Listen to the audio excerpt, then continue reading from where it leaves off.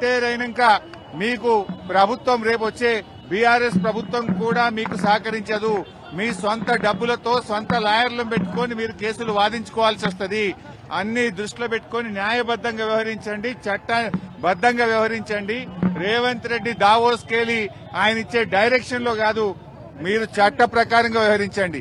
Davos నుంచో CP నుంచో ఇంకొకరి నుంచో తప్పుడు సూచనలు వాళ్ళిచ్చే ఆదేశాలను మీరు పాటించి చట్టాన్ని అతిక్రమిస్తే మాత్రం దానికి మీరే బాధ్యత వహించాల్సి వస్తుందని హెచ్చరిస్తా ఉన్నాం.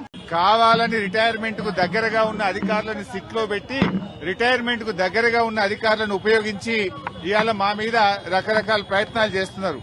నేను మాత్రం ఒక్కటే చెప్పదలుచుకున్న అధికారులకు, మీరు అన్యాయంగా వ్యవహరిస్తే, అక్రమంగా వ్యవహరిస్తే, మీరు ఉద్దేశపూర్వకంగా మమ్మల్ని ఇబ్బంది పెట్టాలని ప్రయత్నం చేస్తే, మీరు రిటైర్ అయిన తర్వాత కూడా ఏ పొక్కలో దాక్కున్నా సప్త సముద్రాల బయట ఉన్నా మిమ్మల్ని పట్టుకొచ్చి విచారిస్తాము. ఎవరిని వదిలిపెట్టే ప్రశ్నే లేదు.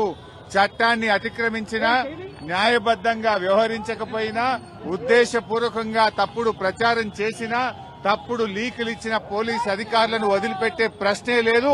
అంతకంతకు అనుభవిస్తారు. జాగ్రత్త, ఆలోచించుకోండి. రిటైర్ అయినాక మీకు ప్రభుత్వం రేపు వచ్చే బీఆర్ఎస్ ప్రభుత్వం కూడా మీకు సహకరించదు.